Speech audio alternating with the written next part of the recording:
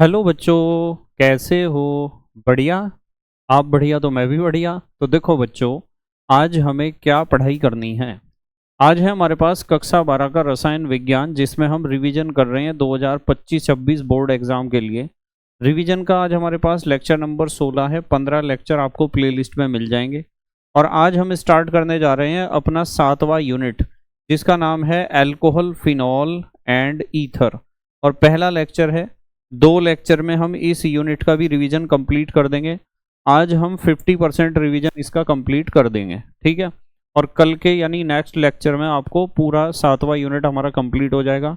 और जिस बच्चे ने अपना सिलेबस कंप्लीट कर लिया है वो रिवीजन की प्लेलिस्ट को ज़रूर फॉलो करें, और वन शॉट रिवीजन की प्लेलिस्ट को ज़रूर फॉलो करें। इस प्लेलिस्ट से जो ये क्लास 12th का केमिस्ट्री का रिवीजन का प्लेलिस्ट आपको मिलेगा, इस प्लेलिस्ट में आपको सारे क्वेश्चन जितने भी कराए जा रहे हैं, जितने भी कॉन्सेप्ट आपको बताए जा रहे हैं रिवीजन में, इन्हीं में से ही एग्ज़ाम में क्वेश्चन आने हैं, ये बात पक्की है। पर रिवीजन का ये वाला प्लेलिस्ट उन बच्चों के लिए सबसे अच्छा है जो एक बार रिवीजन करने से पहले अपना सिलेबस कंप्लीट कर चुके हैं, ठीक है। क्योंकि यहाँ मेन जो अटेंशन है वो एक तो हम करते हैं फास्ट ट्रैक रिवीजन, और फास्ट ट्रैक रिवीजन के बाद हम करते हैं तुरंत जो प्रीवियस ईयर के और एनसीईआरटी के क्वेश्चन हैं उन्हें डिस्कस करते हैं। जैसा कि आप देख पा रहे हो, अल्कोहल, फिनॉल तथा ether, alcohol, phenol and ether 7वां चैप्टर या 7वां यूनिट है। और सबसे पहले फास्ट ट्रैक रिवीजन में हम पूरे के पूरे चैप्टर को देखेंगे बहुत शॉर्ट तरीके से, कि हमें इस चैप्टर में क्या क्या चीज़ें याद होनी चाहिए ज़रूर, ठीक है। तो यहाँ फ़ॉन्ट थोड़ा छोटा है पर आपको दिखाई देगा, यदि आप थोड़ा सा अपना क्वालिटी बढ़ा लोगे। फ़ॉन्ट थोड़ा छोटा है पर आपको दिखाई देगा। सबसे पहले हम बात करते हैं अल्कोहल की। तो अल्कोहल आपको पता ही है, यदि हम अल्कोहल की बात करते हैं तो जो अल्काइल ग्रुप के साथ OH जुड़ा होता है तो इसे अल्कोहल कहते हैं, ठीक है। फिर आती है बात अल्कोहल के वर्गीकरण की। तो अल्कोहल का वर्गीकरण OH समूहों की संख्या के आधार पर। एक तो अल्कोहल ऐसे होते हैं जिन्हें हम कहते हैं मोनोहाइड्रिक अल्कोहल, इसमें एक ही OH ग्रुप होगा। एक होते हैं डाईहाइड्रिक अल्कोहल, इसमें OH ग्रुप कितने होंगे? 2, जैसे यहाँ देख पा रहे हो आप, 2 हैं। और एक होते हैं ट्राईहाइड्रिक अल्कोहल, इनमें OH ग्रुप होते हैं 3, जैसे ये एक OH ग्रुप, दूसरा OH ग्रुप और तीसरा OH ग्रुप। तो OH ग्रुप की संख्या के आधार पर अल्कोहल 3 प्रकार के होते हैं: मोनोहाइड्रिक, डाईहाइड्रिक, ट्राईहाइड्रिक। इसके अलावा और भी होते हैं जिसे आप पॉलीहाइड्रिक अल्कोहल कह सकते हो। उसके अलावा एक अल्कोहल का वर्गीकरण होता है कार्बन परमाणुओं की प्रकृति के आधार पर। इसके आधार पर यदि आप देखते हो तो एक तो होते हैं प्राथमिक अल्कोहल, प्राइमरी अल्कोहल, इसमें OH ग्रुप जुड़ा होता है प्राइमरी कार्बन के साथ। एक होते हैं द्वितीयक अल्कोहल, इनमें OH ग्रुप जुड़ा होता है द्वितीयक कार्बन एटम के साथ। और एक होता है तृतीयक या टर्सरी अल्कोहल, इनमें OH ग्रुप जुड़ा होता है टर्सरी कार्बन के साथ, ठीक है। उसके बाद आते हैं निर्माण की विधियां, कि अल्कोहल बनाने के कौन कौन से तरीके हैं। तो निर्माण की विधियों में मुख्य रूप से आपको 7 विधियां पता होनी चाहिए।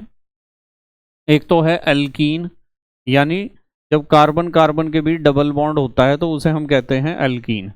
तो अल्कीन का आप जल अपघटन कर दो अम्लीय माध्यम में तो आपको अल्कोहल मिल जाएगा, ठीक है। एक बॉन्ड टूट जाएगा ना, एक तरफ H जुड़ जाएगा, एक तरफ OH, तो कार्बन के ऊपर OH आ गया तो अल्कोहल ही बनेगा। फिर है दूसरा तरीका कि आपके पास हेलो एल्केन है RH, उसकी रिएक्शन करा दो KOH के साथ, जलीय KOH के साथ। यहाँ से K निकल जाएगा, यहाँ से X, KX निकल जाएगा और OH आ जाएगा R के साथ, तो भी अल्कोहल मिल जाएगा। तीसरा तरीका है एल्डिहाइड या कीटोन। एल्डिहाइड या कीटोन का आप अपचयन कर दो, या फिर एक तरीका यह है कि एल्डिहाइड या कीटोन का आप ग्रिग्नार्ड का रिएक्शन करो और फिर उसका जल अपघटन कर दो, तो भी आपको अल्कोहल मिल जाएगा। एल्डिहाइड या कीटोन पर ग्रिग्नार्ड अभिकर्मक का रिएक्शन करने के बाद जो योगात्मक यौगिक आपको प्राप्त होता है उसका जल अपघटन करने पर आपको अल्कोहल मिल जाएगा। एक तरीका है कि कार्बोक्सिलिक अम्ल का आप लिथियम एल्यूमिनियम हाइड्राइड से अपचयन कर दोगे तो भी आपको अल्कोहल मिल जाएगा। एक तरीका है प्राइमरी एमीन के ऊपर आप HNO2 का रिएक्शन, जो मैं सिखाता हूँ कि OHNO की तरह करना चाहिए, तो इससे भी आपको अल्कोहल मिल जाएगा। और यदि CH3MgBr ग्रिग्नार्ड अभिकर्मक है, उसका रिएक्शन आपने ऑक्सीरेन के साथ कर दिया, यानी H3O पॉजिटिव अम्लीय माध्यम में इसका जल अपघटन कर दिया, तो आपको पता है कि अम्लीय माध्यम में जल अपघटन से भी आपको अल्कोहल मिल जाएगा। उसके बाद यदि एक सातवां तरीका है, स्टार्च है आपके पास, स्टार्च का डाई स्टेज एंजाइम की उपस्थिति में आप इसका जल अपघटन कराओ तो आपको सुक्रोज मिलेगा, और सुक्रोज का फिर आप जल अपघटन करा दो इन्वर्टेज एंजाइम की उपस्थिति में जो ईस्ट से प्राप्त होता है, तो आपको ग्लूकोज और फ्रक्टोज मिलेगा। ग्लूकोज और फ्रक्टोज का आप जाइमेज एंजाइम की उपस्थिति में इसका जल अपघटन करने पर आपको क्या मिलेगा, अल्कोहल मिलेगा। तो अल्कोहल बनाने के ये कितने तरीके हैं, 7 तरीके हैं। 7 तरीके मैंने आपको सिखा रखे हैं, इससे भी ज़्यादा। उसके बाद हम बात करेंगे अल्कोहल की रासायनिक अभिक्रियाओं की। कौन कौन सी रासायनिक अभिक्रियाएं मुख्य हैं अल्कोहल की, यहाँ हम रिवीजन कर रहे हैं, इसलिए हर एक रिएक्शन को मैं बहुत डिटेल में नहीं समझाऊंगा। ये रिवीजन है जिससे आपको एकदम रिमाइंड हो जाए कि हाँ ये चीज़ पढ़ी थी। ये अल्कोहल है आपके पास। अल्कोहल के ऊपर यदि आप कार्बोक्सिलिक एसिड का रिएक्शन करते हो तो acid plus alcohol is equal to क्या बनता है, एस्टर। इस अभिक्रिया को आप एस्टरीकरण कहते हो। अल्कोहल के ऊपर जब आप सोडियम धातु का रिएक्शन कराते हो तो सोडियम के रिएक्शन से आपको RONA यानी सोडियम एल्कोक्साइड मिलता है। अल्कोहल के ऊपर यदि आप एसिटिलीन का रिएक्शन कराते हो CH ट्रिपल बॉन्ड CH यानी C2H2 का, तो आपको इस तरह का कंपाउंड मिलता है जिसमें 2 एल्कोक्सी ग्रुप अटैच होते हैं कार्बन के ऊपर। यदि अल्कोहल के ऊपर आप CH2N2 का रिएक्शन कराते हो HbF4 उत्प्रेरक की उपस्थिति में, तो आपको ROCH3 प्राप्त होता है। ठीक है, R का मतलब यहाँ ये अल्कोक्सी ग्रुप है और उसके साथ मिथाइल ग्रुप जुड़ा हुआ है। यदि अल्कोहल का आप अपचयन करते हो HI व लाल फास्फोरस की उपस्थिति में, तो अल्कोहल के अपचयन से आपको RH यानी अल्केन मिलेगा। अल्कोहल के ऊपर यदि ग्रेगनार्ड का रिएक्शन कराते हो तो आपको अल्केन मिलेगा। अल्कोहल के ऊपर यदि आप HX का रिएक्शन कराओ या PX3 का, जैसे PCl3 का या PCl5 का रिएक्शन कराओ या Ki और H3PO4 का कराओ, तो आपको RX मिलेगा यानी हेलो अल्केन। ठीक है, SOCl2 का रिएक्शन करा दोगे तो भी हेलो अल्केन ही मिलेगा। और अल्कोहल के ऊपर NH3AlO2 का रिएक्शन कराओगे तो आपको एमीन मिलेगी। और अल्कोहल के ऊपर आप सांद्र H2SO4 की उपस्थिति में अल्कोहल को गर्म करोगे तो आपको हाइड्रोजन सल्फेट भी मिल सकता है, आपको ईथर भी मिल सकता है और आपको एल्कीन भी मिल सकता है। अलग अलग टेम्परेचर पर अलग अलग प्रोडक्ट आपको मिलेंगे। ठीक है, 3 तरह के रिएक्शन 3 टेम्परेचर पर ये रिएक्शन मैंने आपको करा रखे हैं। अब हम बात करेंगे अल्कोहल के भौतिक गुणधर्म की। कौन कौन से भौतिक गुणधर्म है जो हमें रिवाइज करने हैं, आप ध्यान से देख लेना। फॉन्ट छोटा है तो सुन लेना ध्यान से, ठीक है, ध्यान से सुनो। देखो, अल्कोहल अणुओं के मध्य प्रबल हाइड्रोजन आबंध उपस्थित होने के कारण अल्कोहल का क्वथनांक समान अणुभार वाले एल्केन और ईथर से अधिक होता है। अल्कोहल का क्वथनांक एल्केन और ईथर से ज़्यादा इसलिए होता है क्योंकि अल्कोहल के अणुओं के बीच हाइड्रोजन बॉन्ड जो बनता है वो मजबूत है। नंबर 2, इथाइल अल्कोहल निर्जल कैल्शियम क्लोराइड के साथ अभिक्रिया करके क्रिस्टलीय ठोस CaCl2 × 4C2H5OH एल्कोहोलेट बनाता है।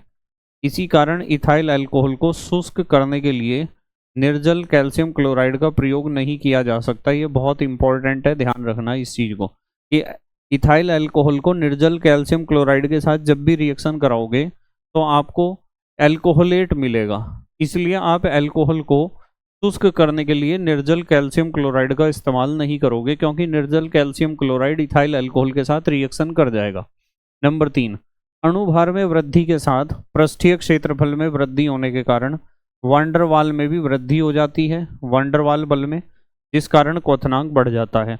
यानी अणुभार बढ़ने के साथ साथ अल्कोहल के क्वथनांक क्या होते हैं, बढ़ते हैं। उसके बाद हम बात करते हैं प्राथमिक, द्वितीयक तथा तृतीयक अल्कोहल में विभेदन या पहचान। ये बहुत इंपॉर्टेंट है। प्राइमरी, सेकेंडरी और टर्सरी अल्कोहल में किस तरह डिफरेंस करते हैं। देखो कितना बढ़िया पॉइंट है। निर्जल जिंक क्लोराइड तथा सांद्र HCl का 1:1 का मिश्रण ल्यूकास अभिकर्मक कहलाता है। ल्यूकास अभिकर्मक का क्वेश्चन आता है। यह प्राथमिक, द्वितीयक तथा तृतीयक अल्कोहल की पहचान के लिए प्रयुक्त होता है ल्यूकास अभिकर्मक। इस अभिक्रिया में नंबर 1, तृतीयक अल्कोहल तुरंत ही धुंधलापन उत्पन्न करता है। यदि तृतीयक अल्कोहल की आपने ल्यूकास अभिकर्मक के साथ उसे गर्म कर दिया तो तुरंत ही धुंधलापन उत्पन्न हो रहा है, तो समझ जाओ तृतीयक अल्कोहल है। और द्वितीयक अल्कोहल 5 मिनट में धुंधलापन उत्पन्न करते हैं। 5 मिनट बाद यदि धुंधलापन उत्पन्न हुआ तो द्वितीयक अल्कोहल है।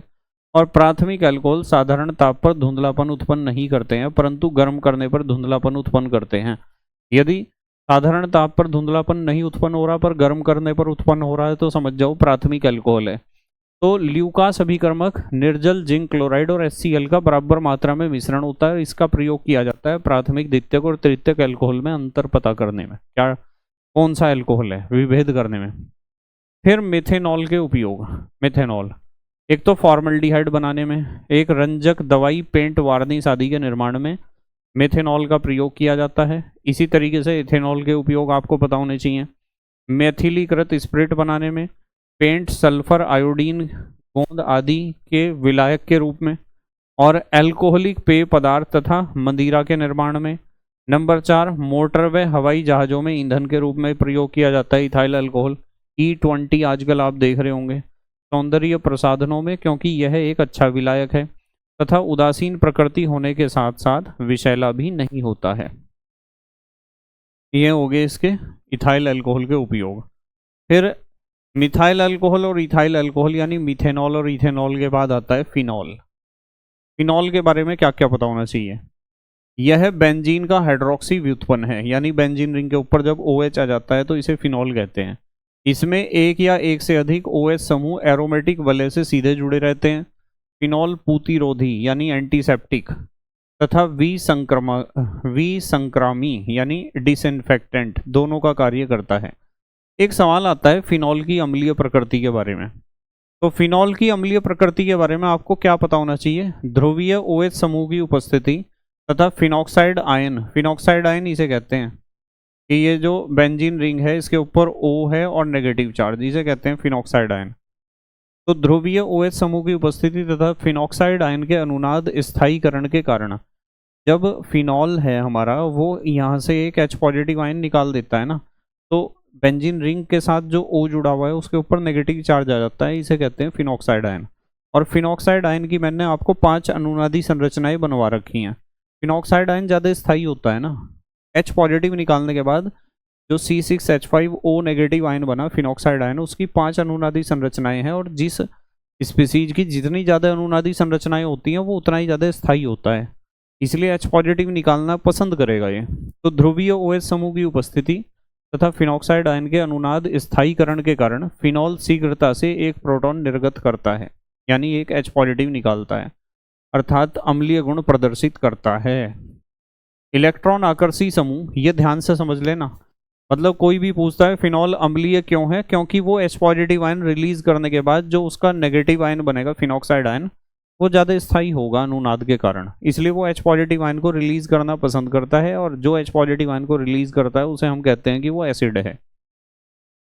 इलेक्ट्रॉन आकर्षी समूह जैसे NO2, X, CHO, COOH इसकी अम्लीय प्रकृति को बढ़ा देते हैं। कोई भी इलेक्ट्रॉन अट्रैक्टिंग ग्रुप अटैच हो गया यदि बेंजीन रिंग के ऊपर, तो फिनॉल की एसिडिक करेक्टर को या एसिडिक स्ट्रेंथ को इंक्रीज कर देगा, जबकि इलेक्ट्रॉन दान करने वाले समूह जैसे एल्काइल ग्रुप, एल्कॉक्सी ग्रुप आदि इसकी अम्लीय प्रकृति को घटा देते हैं। ये चीज़ ध्यान रखना। इलेक्ट्रॉन अट्रैक्टिंग ग्रुप तो फिनॉल की एसिडिक स्ट्रेंथ को इंक्रीज कर देंगे, और इलेक्ट्रॉन रिलीजिंग ग्रुप या रिपेलिंग ग्रुप फिनॉल की एसिडिक स्ट्रेंथ को घटा देंगे। इन ग्रुप को ध्यान रखना, NO2, हेलोजन, CHO, COOH। अब हमें फिनॉल बनाने की विधियां सीखनी है, कौन कौन से रिएक्शन आपको आने चाहिए। पहला रिएक्शन फिनॉल बनाने का ये है कि आपके पास ग्रिग्नार्ड अभिकर्मक है C6H5MgBr। इसके ऊपर आप पहला तरीका ऑक्सीजन का रिएक्शन कर दो शुष्क ईथर की उपस्थिति में, और फिर उसका जल अपघटन कर दो, तो आपको फिनॉल मिल जाएगा। ठीक है, एक तरीका यह है, एक ये है, 2 तरीके हैं। दूसरा, यदि आपके पास C6H5SO3Na है, उसके ऊपर आप NaOH का रिएक्शन कर दो 200 केल्विन पर, और तनु HCl का रिएक्शन कर दो, तो भी आपको फिनॉल मिल जाएगा। तीसरा तरीका है कि C6H5N2Cl बेंजीन डाइजोनियम क्लोराइड का जल अपघटन कर दोगे तो भी आपको फिनॉल मिल जाएगा। सैलिसिलिक अम्ल के ऊपर सोडा लाइम यानी NaOH और CaO का रिएक्शन कर दोगे तो भी आपको फिनॉल मिल जाएगा। और यदि बेंजीन का आपने ऑक्सीजन का रिएक्शन बेंजीन के ऊपर कर दिया वेनेडियम पेंटाऑक्साइड की उपस्थिति में, तो भी आपको फिनॉल मिल जाएगा। छठा तरीका है यदि क्लोरोबेंजीन है, C6H5Cl का मतलब बेंजीन रिंग के ऊपर Cl, क्लोरोबेंजीन का जलीय NaOH से रिएक्शन कर दिया तो भी आपको फिनॉल मिल जाएगा। उसके बाद क्यूमीन के ऊपर आपने ऑक्सीजन का रिएक्शन कर दिया या और फिर उसके बाद उसका जल अपघटन कर दिया अम्लीय माध्यम में, तो फिनॉल मिल जाएगा। तो ये 7 तरीके आपको जरूर आने चाहिए फिनॉल बनाने के। फिर हम बात करते हैं फिनॉल के रासायनिक गुण। यदि ये फिनॉल तो समझ गए, बेंजीन रिंग के ऊपर क्या है, OH। यदि फिनॉल के ऊपर आपने NaOH का रिएक्शन कर दिया तो आपको C6H5ONa मिलेगा, सोडियम फिनॉक्साइड। यदि फिनॉल के ऊपर आपने PCl5 का रिएक्शन कर दिया तो आपको C6H5 का होल थ्राइस PO4 बने मिलेगा। ठीक है, ट्राई फिनाइल फॉस्फेट कहते हैं इसे। यदि फिनॉल के ऊपर आपने अमोनिया का रिएक्शन कर दिया जिंक क्लोराइड की उपस्थिति में तो आपको क्या मिलेगा, बेंजीन रिंग के ऊपर NH2 यानी एनिलीन। यदि फिनॉल का आपने नाइट्रीकरण कर दिया यानी सांद्र HNO3 और सांद्र H2SO4 का रिएक्शन, HNO3 को लिखना सिखा रखा है OHNO2, तो आपको 2,4,6 ट्राई नाइट्रोफिनॉल मिलेगा जिसे पीकरिक अम्ल कहते हैं, जो एक विस्फोटक पदार्थ है, TNP। यदि फिनॉल के ऊपर आपने सांद्र H2SO4 का रिएक्शन कर दिया तो ऑर्थो हाइड्रोक्सी बेंजीन सल्फोनिक अम्ल और पैरा हाइड्रोक्सी बेंजीन सल्फोनिक अम्ल, 2 तरह के प्रोडक्ट का मिक्सचर मिलेगा। यदि फिनॉल के ऊपर आपने फ्रीडल क्राफ्ट अभिक्रिया कर दी, फ्रीडल क्राफ्ट एल्काइलीकरण यानी CH3Cl का रिएक्शन AlCl3 की उपस्थिति में, तो ऑर्थो मिथाइल फिनॉल और पैरा मिथाइल फिनॉल दोनों का मिक्सचर मिलेगा। इसी तरीके से आप फ्रीडल क्राफ्ट एसिटाइलीकरण भी कर सकते हो, CH3COCl के साथ रिएक्शन कर सकते हो तो एसीटोफिनॉल मिलेंगे आपको। उसके बाद यदि फिनॉल के ऊपर आपने CO2 का रिएक्शन कर दिया जिसे कहते हैं कोल्बे स्मिट अभिक्रिया, तो आपको सैलिसिलिक एसिड मिलेगा, यानी बेंजीन रिंग के ऊपर OH तो था ही, ऑर्थो पोजीशन पर COOH ग्रुप मिलेगा। यदि फिनॉल के ऊपर आपने राइमल टीमेन अभिक्रिया कर दी जो होती है फिनॉल की CHCl3 और KOH के साथ रिएक्शन, तो सैलिसल्डिहाइड मिलेगा। और यदि राइमल टीमन रिएक्शन में आप CHCl3 क्लोरोफॉर्म की जगह CCl4 इस्तेमाल करते हो, KOH तो चाहिए ही चाहिए, तो आपको सैलिसिलिक अम्ल मिलेगा। ये जितने रिएक्शन मैंने आपको बताए 1 2 3 4 5 6 7 8 9, ठीक है, 9 में भी एक एक्स्ट्रा यहाँ हो जाता है कि यदि आपने फिनॉल के ऊपर फॉर्मल्डिहाइड का रिएक्शन कर दिया तो आपको बेकेलाइट मिलेगा जिसे कहते हैं फिनॉल फॉर्मल्डिहाइड रेजिन। ठीक है, ये रिएक्शन आपको जरूर आने चाहिए, ये बनाने की विधियां आपको जरूर आनी चाहिए। ये यहाँ रिवीजन में हम बड़े शॉर्ट में, फास्ट ट्रैक रिवीजन इसीलिए है इसका नाम। उसके बाद आपको IUPAC नामकरण आपको पता ही है फिनॉल का, ये तो कर दोगे आप। IUPAC नामकरण मतलब अल्कोहल का भी कर दोगे और फिनॉल का भी कर दोगे। इसमें तो पहले लेक्चर में ही 3 में आपको बता दिया गया था। एक ये क्वेश्चन बहुत आता है परीक्षा में, फिनॉल का लीबरमैन परीक्षण, लीबरमैन टेस्ट ऑफ फिनॉल, इसे देख लो ध्यान से। इस परीक्षण में जब फिनॉल को सोडियम नाइट्राइट NaNO2 तथा सांद्र H2SO4 के मिश्रण के साथ गर्म किया जाता है।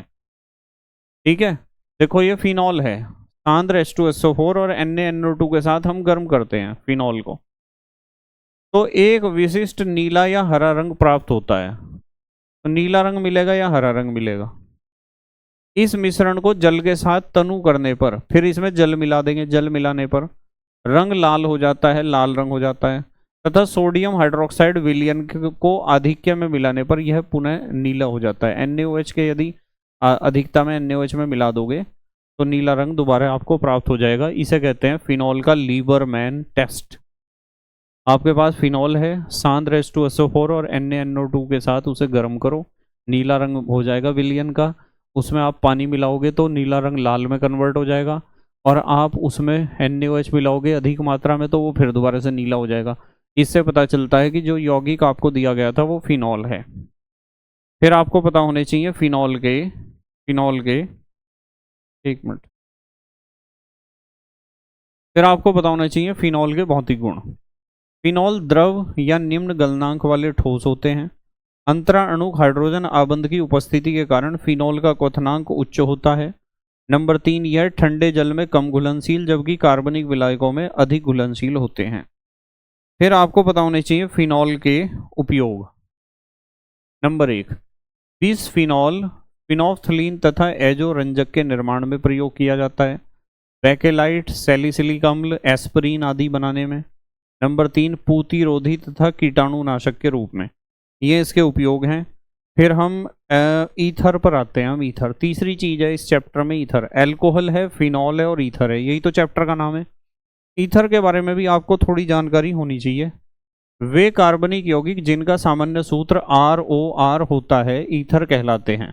ये सरल तथा सममितीय, जैसे CH3OCH3, ये तो सममित ईथर है।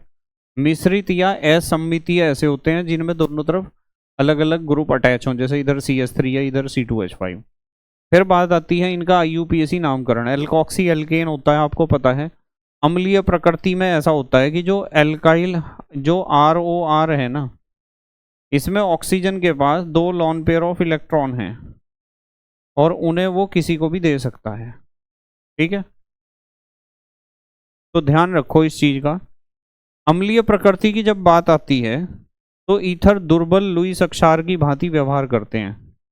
लुईस अक्षार की भांति व्यवहार इसलिए करते हैं तो इलेक्ट्रॉन डोनेट कर रहे हैं ना ये, क्योंकि ईथरीय ऑक्सीजन एक एकाकी इलेक्ट्रॉन युग्म उपस्थित होता है। अतः ये ठंडे प्रबल अम्ल जैसे HCl व सांद्र H2SO4 में घुलकर ऑक्सोनियम लवण बनाते हैं।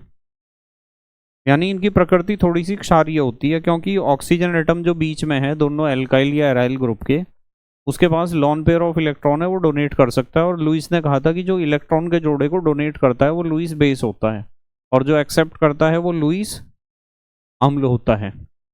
अब निर्माण की 4 विधियां हैं। यदि आपके पास C2H5I है, इथाइल आयोडाइड, और उसका सिल्वर ऑक्साइड के साथ आपने रिएक्शन कर दिया, उसे गर्म कर दिया, तो 2AgI निकल जाएगा, ये बन जाएगा C2H5O C2H5। और यदि इथाइल अल्कोहल है, सांद्र H2SO4 के साथ 140 डिग्री C पर गर्म कर दिया तो भी आपको C2 डाई इथाइल ईथर मिल जाएगा। और यदि आपके पास C2H5OH आधिक्य में है, Al2O3 के साथ आपने गर्म कर दिया तो भी C2H5O C2H5 बन जाएगा। और यदि आपके पास इथाइल क्लोराइड है, उसका रिएक्शन आपने C2H5ONA के साथ कर दिया तो विलियमसन संश्लेषण होगा और फिर भी आपको डाई इथाइल ईथर मिल जाएगा। ये 4 तरीके जरूर आने चाहिए आपको डाई इथाइल ईथर बनाने के। और इसी के साथ डाई इथाइल ईथर के रासायनिक गुणों की जब हम बात करते हैं, यदि PCl5 के साथ इसका रिएक्शन कराओगे तो मेन चीज ये बनेगी C2H5Cl। यदि क्लोरीन के साथ इसका रिएक्शन कराओगे अंधकार में तो आपको ये मिलेगा CH3CHCl का whole twice O, dichloro diethyl ether. और यदि आपने HCl के साथ इसका रिएक्शन करा दिया तो आपको ये प्रोडक्ट मिलेगा C2H5OH C2H5 और यहाँ Cl नेगेटिव। यदि H2SO4 के साथ रिएक्शन करा दिया तो भी ऐसा ही मिलेगा। ठीक है, di ethyl ether hydrogen sulphate OH आ जाएगा, ये H पॉजिटिव यहाँ जुड़ जाएगा, क्योंकि वहाँ एक लॉन पेयर है ना, ऑक्सीजन के पास लॉन पेयर इस तरह मिलता है H पॉजिटिव आयन को। एल्यूमिना के साथ गर्म करोगे डाई इथाइल ईथर को तो इथेन गैस मिलेगी CH2 double bond CH2। HI के साथ, ठंडे HI के साथ रिएक्शन करोगे तो एक अणु C2H5I का मिलेगा, एक C2H5OH का। और गर्म HI के साथ गर्म करोगे तो 2 अणु C2H5I के मिलेंगे और एक H2O का। भौतिक गुणों की बात करें तो ये डाई इथाइल ईथर सामान्य निश्चेतक के रूप में इसका प्रयोग किया जाता है, प्रशीतक के रूप में तथा कृत्रिम सुगंध बनाने में इसका प्रयोग किया जाता है। अब एक चीज और है ध्यान रखने वाली, एल्कोहल तथा ईथर में विभेद अंतर। एल्कोहल में प्रबल हाइड्रोजन आबंध उपस्थित होने के कारण इनके क्वथनांक सामान्य अणुसूत्र वाले ईथर की अपेक्षा उच्च होते हैं तथा ये द्रव अवस्था में होते हैं। ईथर में हाइड्रोजन आबंध न बन पाने के कारण इनके क्वथनांक अपेक्षाकृत कम होते हैं तथा ये गैसीय अवस्था में रहते हैं। तो ये तो था फास्ट ट्रैक रिवीजन, जो बातें आपको इस चैप्टर में पता होनी चाहिए। और अब फॉन्ट सही आएगा आपके पास, वो फॉन्ट थोड़ा छोटा था, फास्ट ट्रैक रिवीजन था, मैंने आपको कहा था कि सिर्फ सुन लो ध्यान से मैं जो बातें बता रहा हूँ। बहुविकल्पीय प्रश्न 1 नंबर वाले, यहाँ से हम स्टार्ट करेंगे। ये क्वेश्चन लिखा हुआ है, पहला क्वेश्चन देखो ध्यान से, निम्नलिखित में से कौन अधिक अम्लीय है? तो सबसे ज्यादा अम्लीय इसमें बेंजीन रिंग के ऊपर जब OH होता है, फिनॉल ही सबसे ज्यादा इसमें अम्लीय है, पानी अम्लीय नहीं है। C2H5OH इथाइल अल्कोहल और डाई इथाइल ईथर, इन सबसे ज़्यादा अम्लीय फिनॉल होता है, क्योंकि जब वो H पॉजिटिव आयन छोड़ता है ना तो C6H5O नेगेटिव आयन जो बनता है उस फिनॉक्साइड आयन की 5 अनुनादी संरचनाएं बनती हैं, जिसकी वजह से हम कहते हैं कि वो फिनॉक्साइड आयन ज़्यादा स्टेबल है। और जब H पॉजिटिव आयन रिलीज करने के बाद ज़्यादा स्टेबल फिनॉक्साइड आयन हमें प्राप्त हो रहा तो वो H पॉजिटिव आयन रिलीज करते हुए तो बहुत खुश होगा। दूसरा क्वेश्चन, एलिफेटिक प्राथमिक एमीन पर HNO2 की क्रिया से प्राप्त होता है। ये प्राथमिक एमीन है RNS2 और रिएक्शन करना है HNO2 का। यहाँ लिख देता हूँ HNO2। आपको पता है HNO2 को हम ऐसे लिखते हैं OHNO, सिखाया था। देखो मेन चीज क्या बनी, अल्कोहल बना ROH, तो सही उत्तर ये है अल्कोहल। प्राइमरी एमीन के ऊपर आपने HNO2 का रिएक्शन करा तो आपको अल्कोहल मिलेगा। नेक्स्ट तीसरा क्वेश्चन, इसका IUPAC नाम बताना है। नंबरिंग कर दो भाई, नंबरिंग इधर से करेंगे 1 2 3 4। वैसे IUPAC नाम तो आप अपने आप कर लेना। देखो 2 हाइड्रोक्सी है, 3 मिथाइल है, तो आपको पता है कि भाई मिथाइल तो लिखना ही पड़ेगा साइड प्रोडक्ट, तो सॉरी साइड चेन की तरह 3 मिथाइल ब्यूटेन 2 ऑल, ये है इसका नाम। देखो 3 मिथाइल ब्यूटेन 2 ऑल दिखाए थे। उसके बाद अगला क्वेश्चन है नंबर 4, चौथा क्वेश्चन है, ल्यूकास अभिकर्मक किसकी पहचान में प्रयुक्त होता है। भाई ल्यूकास अभिकर्मक तो अल्कोहल देखते हैं, प्राइमरी सेकेंडरी और टर्सरी अल्कोहल की पहचान अभी तो बताया था आपको। नेक्स्ट अगला क्वेश्चन है, ल्यूकास अभिकर्मक है, यही तो बताया था, सांद्र HCl और निर्जल जिंक क्लोराइड का 1:1 में मिश्रण। छठा क्वेश्चन देखो, ल्यूकास अभिकर्मक का प्रयोग रिक्त स्थान मोनोहाइड्रिक अल्कोहल के विभेद में किया जाता है। ल्यूकास अभिकर्मक भाई प्राइमरी सेकेंडरी और टर्सरी इन सभी अल्कोहल के टेस्ट में या विभेद करने में इसका प्रयोग किया जाता है, तो इसका सही उत्तर डी है। अभी करके दिखाया था कि किस तरह प्राइमरी सेकेंडरी और टर्सरी अल्कोहल में अंतर करता है ल्यूकास अभिकर्मक। नंबर 7, जल गैस से मिथाइल अल्कोहल के निर्माण में प्रयुक्त होने वाला उत्प्रेरक है। ये तो याद रखना है आपको, उत्प्रेरक तो ठीक है। जल गैस को भाप अंगार गैस भी कहते हैं। नेक्स्ट अगला क्वेश्चन, 8वां क्वेश्चन है, आयोडीन एवं अक्षार के साथ गर्म करने पर कौन सा आयोडोफॉर्म नहीं बनाता है। भाई आयोडोफॉर्म वो नहीं बनाएगा जिसके पास या तो ये वाला ग्रुप ना हो COCH3, और ये या फिर ये वाला ग्रुप ना हो CHOH। ठीक है, हाँ ठीक है। तो ये है मेथेनॉल, मेथेनॉल के पास ये ग्रुप नहीं है। आयोडोफॉर्म टेस्ट कौन कौन से देते हैं वो आपको सिखा रखा है यौगिक, क्या पहचान है उनकी। नंबर 9, फिनॉल को नाइट्रिक अम्ल के साथ गर्म करने पर प्राप्त होता है। भाई फिनॉल है, बेंजीन रिंग के ऊपर हुआ है, नाइट्रिक अम्ल के साथ अभी आपने गर्म करा है, तीनों जगह NO2 आ जाएगा, ट्राई नाइट्रोफिनॉल मिलेगा जिसे हम पीकरिक अम्ल भी कहते हैं या TNP। 10वां क्वेश्चन, फिनॉल से बेकेलाइट प्राप्त करने के लिए इसकी क्रिया कराई जाती है। फिनॉल से बनाना है बेकेलाइट, फॉर्मल्डिहाइड के साथ रिएक्शन होगी, ये रहा फॉर्मल्डिहाइड, बेकेलाइट बनेगा। फिनॉल फॉर्मल्डिहाइड रेजिन भी कहते हैं, और बेकेलाइट आपको याद आ गया होगा कि जो बिजली के स्विच बोर्ड हैं, होल्डर्स हैं, जहाँ भी लगता है कि गर्म होने का खतरा है वहाँ बेकेलाइट का इस्तेमाल किया जाता है। नंबर 11, सांद्र H2SO4 की उपस्थिति में फिनॉल को थैलिक एनहाइड्राइड के साथ गर्म करने पर प्राप्त होता है। Phthalic, phenol plus phthalic anhydride, phenolphthalein. आया था ये रिएक्शन भी आपको कि फिनोफ्थलीन कैसे बनती है। नेक्स्ट अगला question number 12, methyl isopropyl ether का IUPAC नाम। मिथाइल, ये तो लिख दिया मिथाइल, चलो ईथर है ना, बीच में O लिख दिया। इधर आइसोप्रोपाइल ऐसा होता है, देखो ऐसा, ये आइसोप्रोपाइल है, देखना आइसोप्रोपाइल नहीं है क्या। इसका नाम बताना है IUPAC में, तो आप इसे तो साइड चेन मान लो मिथॉक्सी, और इधर नंबरिंग कर दो 1 2 3, या उधर से कर देते 2 मिथॉक्सी प्रोपेन। ढूंढ लो कहाँ है 2 मिथॉक्सी प्रोपेन, ये रहा। आइसोप्रोपाइल ग्रुप तो सिखा रखा है आपको। नंबर 13, अम्लीय क्षमता बढ़ाने का सही क्रम है, बढ़ने का सही क्रम, ये तो आपको बेटा याद रखना पड़ेगा। अम्लीय क्षमता इथेनॉल से ज़्यादा अम्लीय फिनॉल है, यानी इथाइल अल्कोहल से तो ज़्यादा अम्लीय फिनॉल है। फिनॉल से ज़्यादा अम्लीय प्रकृति है एसिटिक अम्ल की, और एसिटिक अम्ल के ऊपर यदि क्लोरीन अटैच हो जाए, क्लोरो एसिटिक अम्ल, तो क्लोरीन एसिडिक स्ट्रेंथ को बढ़ा देता है ना, इसलिए वो है। इसे तो आप याद कर लेना क्रम को। हालांकि फ्रेश लेक्चर में मैंने इसका रीज़न सिखा रखा है आपको कि किस तरीके से क्लोरीन जुड़ने से स्ट्रेंथ बढ़ती है, एसिडिक स्ट्रेंथ। नंबर 14, असम्मित ईथर कौन सा है जिसमें दोनों तरफ अलग अलग ग्रुप जुड़े हुए हों? देखो इधर तो है CH3, इधर C2H5, तो सही उत्तर बी है। इसमें दोनों तरफ CH3 है, इसमें दोनों तरफ ये सम्मित ईथर हैं दोनों। सिमेट्रिकल ईथर वही है, सिर्फ एसिमेट्रिकल ईथर। 15वां, ईथर में COC बॉन्ड कितने डिग्री का होता है? इसे याद कर लेना, 110 डिग्री याद करने वाला क्वेश्चन है। कार्बन, ये जो बॉन्ड होता है 110 डिग्री का होता है ईथर में, ये याद करने वाला क्वेश्चन है। नंबर नेक्स्ट, अगला क्वेश्चन है हमारे पास, निम्न अभिक्रिया का नाम होगा। भाई देखना NaI निकल जाएगा, विलियमसन संश्लेषण है इसका नाम, विलियमसन संश्लेषण, ये रहा। नेक्स्ट अगला क्वेश्चन, डाई इथाइल ईथर किस में घुल जाता है? ये याद रख लेना भाई, H2SO4 में घुल जाता है डाई इथाइल ईथर, जल में नहीं घुलता, तनु HCl में नहीं घुलता। और ये है, इसे तो पढ़ लेना अपने आप, ये तो वैसा क्वेश्चन है वो कथन वाला। अगले पड़ाव पर, तीसरे पड़ाव पर हम आ चुके हैं। पहला पड़ाव था फास्ट ट्रैक रिवीजन का, दूसरा था 1 नंबर वाले क्वेश्चन बहुविकल्पीय प्रश्न का जो इंपॉर्टेंट है, और अगला पड़ाव है अति लघु उत्तरीय प्रश्न का। इसमें पहला क्वेश्चन आप देख पा रहे होंगे, निम्नलिखित यौगिकों को उनके अम्ल सामर्थ्य के बढ़ते हुए क्रम में व्यवस्थित कीजिए। इस क्वेश्चन को भी आपको याद करना है, NCERT का क्वेश्चन है।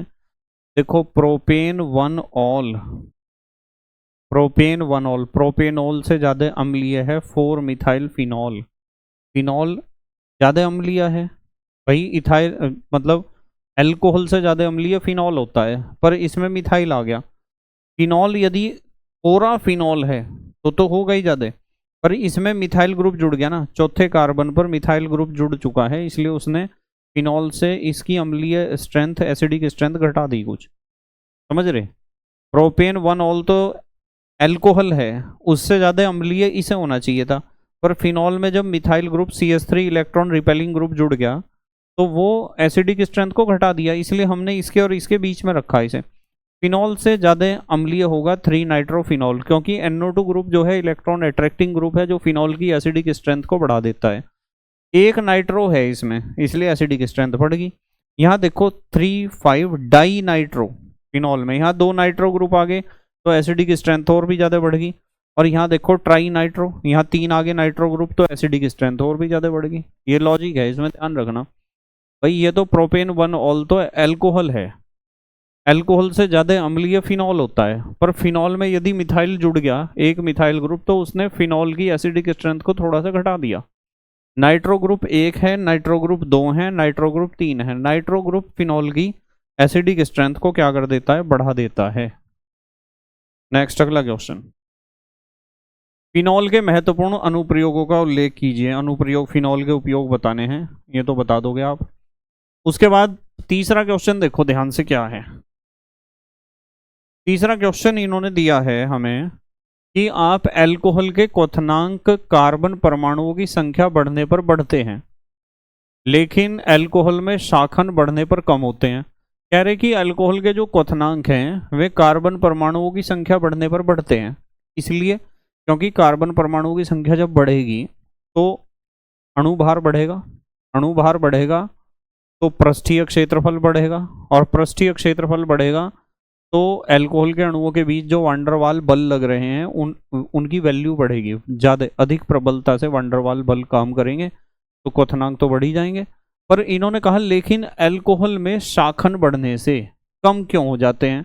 यदि समान अणुभार वाले आपके पास 2 अल्कोहल हैं, समान अणुभार वाले, वैसे तो हमें पता चल गया कि अणुभार बढ़ने के साथ साथ क्या होता है, पृष्ठीय क्षेत्रफल बढ़ता है, जिसकी वजह से पृष्ठीय क्षेत्रफल कह दो या सरफेस एरिया कह दो या संपूर्ण पृष्ठ कह दो, वो बढ़ने से क्या होता है कि वांडरवाल फोर्सेस ज्यादा लगते हैं अणुओं के बीच में, जिसकी वजह से अल्कोहल के अणु ज्यादा मजबूती से एक दूसरे को पकड़ के रखते हैं और उन्हें अलग करना होता है मुश्किल, इसलिए क्वथनांक बढ़ जाते हैं अणुभार बढ़ने के साथ साथ। सही बात तो यह है कि क्वथनांक अनुक्रमानुपाती होता है अणुभार के, यदि एक जैसी स्पीसीज के क्वथनांकों का आप तुलना कर रहे हो। परंतु यदि आपके पास 2 अल्कोहल हैं या 3 अल्कोहल हैं और उनके अणुभार एक जैसे हैं, यानी number of carbon atoms equal हैं, पर उसमें ब्रांचिंग बढ़ती जा रही, एक अल्कोहल तो ऐसा है जो सीधी श्रृंखला वाला है, एक अल्कोहल ऐसा जिसमें 1 ब्रांच निकल रही, एक अल्कोहल ऐसा जिसमें 2 ब्रांच निकल रही, एक अल्कोहल ऐसा है जिसमें 3 ब्रांच निकल रही, तो जितनी भी ज़्यादा शाखाएं बढ़ेंगी, अल्कोहल का नेचर ऐसा होता चला जाएगा, वृत्ताकार, वृत्ताकार नहीं गोलीय होता चला जाएगा, गोलीय ज़्यादा अच्छा है। और शाखाओं की संख्या बढ़ने से पृष्ठीय क्षेत्रफल घटता है, और पृष्ठीय क्षेत्रफल यदि घटा तो वांडरवाल फोर्सेस यानी वांडरवाल आकर्षण बल या वांडरवाल बंध घटेंगे, और वांडरवाल बल घटेंगे तो अल्कोहल के अणु ज्यादा मजबूती से एक दूसरे को नहीं पकड़ सकते, इसलिए क्वथनांक घट जाता है। तो अणुभार बढ़ने के साथ तो बढ़ता है, पर शाखाएं बढ़ने के साथ घटता है, क्योंकि पृष्ठीय क्षेत्रफल घटता है। यही बात यहाँ लिखी हुई है, आप इसे देख सकते हो, आसानी से पढ़ लेना। जो बात मैंने आपको समझाई है इतनी बात इसमें लिखी होगी कम से कम। नंबर 4, अगला क्वेश्चन है आपका, मोनोहाइड्रिक, डाईहाइड्रिक तथा ट्राईहाइड्रिक फिनॉल क्या है, इन सभी की संरचना सूत्र लिखिए। भाई मोनोहाइड्रिक अल्कोहल में होते हैं जिनमें एक OH ग्रुप हो, डाईहाइड्रिक ये हैं, ट्राईहाइड्रिक ये हैं, पता है इसका। तो उसके बाद अगला क्वेश्चन है आपके पास, निम्नलिखित यौगिकों के IUPAC पद्धति में नाम आप लिख लोगे, इसे मुझे बताने की आवश्यकता नहीं है। अगला क्वेश्चन देखो छठा, इथाइल अल्कोहल का क्वथनांक डाई इथाइल ईथर से अधिक क्यों होता है, समझाइए। भाई इथाइल अल्कोहल में जो हाइड्रोजन बॉन्ड बन रहे, वहां हाइड्रोजन बॉन्ड बन नहीं रहे, तो इथाइल अल्कोहल का क्वथनांक तो ज्यादा होगा ही। ठीक है, यहाँ देखो कारण बताइए कि मिथॉक्सी मीथेन की तुलना में इथेनॉल का क्वथनांक उच्च क्यों होता है, क्योंकि इथेनॉल में हाइड्रोजन बॉन्ड बनते हैं, मिथॉक्सी मीथेन यानी ये एक ईथर है, इसमें हाइड्रोजन बॉन्ड नहीं बनते। अथवा प्रोपेनॉल का क्वथनांक ब्यूटेन से अधिक होता है, प्रोपेनॉल में हाइड्रोजन बॉन्ड बनते हैं, उसके अणु हाइड्रोजन बॉन्ड के द्वारा आपस में जुड़े होते हैं, ब्यूटेन के अणु हाइड्रोजन बॉन्ड के द्वारा आपस में नहीं जुड़े हुए होते हैं, इसलिए क्वथनांक उसका ज्यादा होगा जिसमें हाइड्रोजन बॉन्ड होंगे और मजबूत होंगे। 7वां क्वेश्चन, प्राथमिक, द्वितीयक तथा तृतीयक अल्कोहल में विभेद करने वाला विहाइड्रोजनीकरण परीक्षण लिखिए तथा समीकरण भी दीजिए। प्राथमिक, द्वितीयक, ये क्वेश्चन इंपॉर्टेंट है, इसे ध्यान से देख लेना आप। इन्होंने कहा कि प्राथमिक, द्वितीयक और तृतीयक अल्कोहल में अंतर करने वाला परीक्षण होता है विहाइड्रोजनीकरण परीक्षण, और समीकरण भी लिखिए। देखो अब जरा, हमारे पास ये प्राथमिक अल्कोहल है, हाँ, विहाइड्रोजनीकरण कहते हैं हाइड्रोजन को निकालने की अभिक्रिया। कॉपर के साथ गर्म करते हैं तो हाइड्रोजन निकलती है, यहां से हमने एक H निकाल दिया, यहां से H, ये निकल गई हाइड्रोजन गैस, हमें प्राप्त हुआ एल्डिहाइड। तो यदि प्राथमिक अल्कोहल का विहाइड्रोजनीकरण करोगे, कॉपर के साथ गर्म करोगे तो एल्डिहाइड मिलेगा, है ना। और यदि आपके पास सेकेंडरी अल्कोहल है, ये सेकेंडरी अल्कोहल है, देखो OH ग्रुप जिस कार्बन से अटैच है वो सेकेंडरी कार्बन है, इसे कॉपर के साथ गर्म कर दोगे तो इसे कॉपर के साथ गर्म करने पर यहाँ से एक H, यहाँ से एक H, ये निकल गई हाइड्रोजन, और यहाँ आ जाएगा डबल बॉन्ड, RCOR मिल गया यानी कीटोन। प्राइमरी अल्कोहल में से हाइड्रोजन निकाल दोगे तो एल्डिहाइड मिलेगा, सेकेंडरी अल्कोहल में से हाइड्रोजन निकाल दोगे तो कीटोन मिलेगा। पर यदि आप टर्सरी अल्कोहल पर जाते हो, टर्सरी अल्कोहल, तो टर्सरी अल्कोहल में क्या होता है, यदि कॉपर के साथ उसे गर्म करोगे ना तो वहां से हाइड्रोजन नहीं निकलेगी, क्योंकि यहाँ से H और यहाँ तो है ही नहीं H जो हाइड्रोजन निकल जाए। तो इसमें क्या होता है कि एक कार्बन से तो H निकल जाता है और यहाँ से निकल जाता है OH, H2O निकलेगा इसमें, और आपको यहाँ क्या मिलेगा, एल्कीन मिलेगा। देखो डबल बॉन्डेड हाइड्रोकार्बन मिला, है ना, ये डिफरेंस है। ये 3 रिएक्शन आपको लिख कर आनी है कि प्राइमरी अल्कोहल का प्राइमरी अल्कोहल को कॉपर के साथ गर्म करोगे एल्डिहाइड मिलेगा, सेकेंडरी अल्कोहल को कॉपर के साथ गर्म करोगे कीटोन मिलेगा, और यदि आप टर्सरी अल्कोहल को कॉपर के साथ गर्म करना चाहते हो तो आपको मिलेगा एल्कीन यानी डबल बॉन्डेड हाइड्रोकार्बन। 8वां क्वेश्चन देखो क्या है। 8वां क्वेश्चन है हमारे पास, अल्कोहल का जलीय विलयन विद्युत का कुचालक होता है, कारण स्पष्ट कीजिए। क्योंकि अल्कोहल के जलीय विलयन में मुक्त आयन नहीं पाए जाते, इसलिए जहां मुक्त आयन होंगे वही तो आवेश को प्रवाहित कर पाएंगे, वही तो सुचालक होगा। नंबर 9, सौंदर्य प्रसाधनों में कौन सा अल्कोहल प्रयोग किया जाता है तथा क्यों। इथाइल अल्कोहल का प्रयोग किया जाता है क्योंकि वो उदासीन होता है और विषैला भी नहीं होता है। इथाइल अल्कोहल सौंदर्य प्रसाधन का मतलब कॉस्मेटिक्स, बहुत सारे परफ्यूम और क्रीम ऐसी हैं जिनमें से आपको शराब जैसी स्मेल आती है, अल्कोहल जैसी, क्योंकि वो एक तो विषैला नहीं होता है और एक उदासीन प्रकृति होती है उसकी। नंबर 10, अगला क्वेश्चन 10वां, ईथर की अंधेरे में क्लोरीन के साथ अभिक्रिया का समीकरण दीजिए। ये नहीं लिखना है, ये लिखना है सिर्फ, ये ईथर है, देखो है ना ether, CH3 CH2O CH2 CH3, chlorine के साथ रिएक्शन करोगे एक रिएक्शन यहाँ और यहाँ दिखानी है बस आपको। एक बार यहाँ से H, यहाँ से Cl निकाल दिया हमने, यहाँ से H निकाल दिया, यहाँ से Cl, ये निकल गया HCl। तो जहाँ से H निकला वहाँ Cl आ गया। फिर दोबारा से रिएक्शन कराओगे तो अल्फा, यहाँ से H और यहाँ से Cl निकलेगा। अब यहाँ भी आ जाएगा, ऑक्सीजन के बराबर बराबर वाले कार्बन पर एक एक Cl आ जाएगा। देखो दिखाई दे रहा होगा आपको, एक एक Cl आ जाएगा। Alpha alpha dash die chloro diethyl ether. ये रिएक्शन लिखनी है, सिर्फ लैंग्वेज तो लिखनी ही नहीं आपको। वो रिएक्शन जितनी चीज पूछ रहे हैं उतनी ही लिखनी है, कभी आप लैंग्वेज लिखो। 11वां क्वेश्चन है, आप निम्नलिखित को कैसे संश्लेषित करेंगे दर्शाइए। एक उपयुक्त एल्कीन से 1 फिनाइल इथेनॉल, ये एल्कीन है, इससे हमें 1 फिनाइल इथेनॉल बनाना है। ठीक है, ये एल्कीन ऐसी ली जिसमें फिनाइल ग्रुप पहले से ही है। इसका आप जल अपघटन कर दो, यहाँ जो है H पॉजिटिव OH नेगेटिव होगा, है ना। मार्कोनिकॉफ रूल कहता है नेगेटिव पार्ट वहां जुड़ेगा जहाँ कम हाइड्रोजन है। यहाँ कम हाइड्रोजन है एक, तो ये बनेगा, आपको बन गया देखो यही 1 फिनाइल इथेनॉल। SN2 अभिक्रिया द्वारा एल्काइल हैलाइड से के उपयोग से साइक्लोहेक्सिल मेथेनॉल, साइक्लोहेक्सिल मेथेनॉल बनाना है। देखो ये है NaOH का रिएक्शन कराओ इसके ऊपर आप, तो SN2 रिएक्शन से होगा। यहाँ से आप कह सकते हो कि भाई NaBr निकल जाएगा, OH ग्रुप यहाँ आ गया। OH नेगेटिव नहीं तो अटैक करा था, यहाँ SN2 रिएक्शन हुई, OH नेगेटिव ने अटैक करा और वो वहाँ आ गया। ठीक है, साइक्लोहेक्सिल मेथेनॉल। और फिर उन्होंने कहा, एक और दिया था उन्होंने, थर्ड पार्ट देखते हैं क्या है। एक उपयुक्त एल्काइल हैलाइड से के उपयोग से पेंटेन 1 ऑल, तो हमें पेंटेन 1 ऑल बनाना है, यानी 5 कार्बन है, पहले कार्बन पर OH चाहिए, तो हमने पहले 5 कार्बन पर ये ले लिया Br।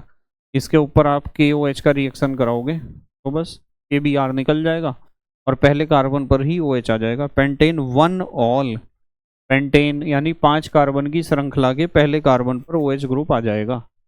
12वां क्वेश्चन है, द्वितीयक अथवा तृतीयक अल्कोहल के अम्लीय निर्जलीकरण द्वारा ईथरो को बनाने की विधि उपयुक्त नहीं है, कारण बताइए।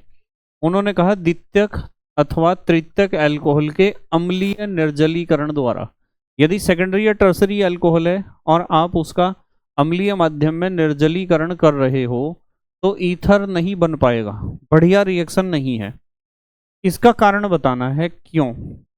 देखो आप देख पा रहे हैं यहाँ हमारे पास है प्रोपेन 2 ऑल, ये प्रोपेन है, आइसोप्रोपाइल अल्कोहल भी कह सकते हो, ये सेकेंडरी अल्कोहल है एक, और इसके ऊपर आप H2SO4 के साथ इसे गर्म करके यहाँ प्रोडक्ट बनाना चाह रहे हैं, ये वाला यहाँ मेन प्रोडक्ट ये बनेगा, क्योंकि जब आप कंसंट्रेट H2SO4 के साथ इसे गर्म करोगे तो इसका निर्जलीकरण हो जाएगा। क्या हो जाएगा? निर्जलीकरण हो जाएगा, निर्जलीकरण। यहाँ से H निकल जाएगा, यहाँ से OH, तो ये बन जाएगा आपको प्रोपीन, और आपका ईथर बनने का नहीं है, क्या बनेगा? प्रोपीन।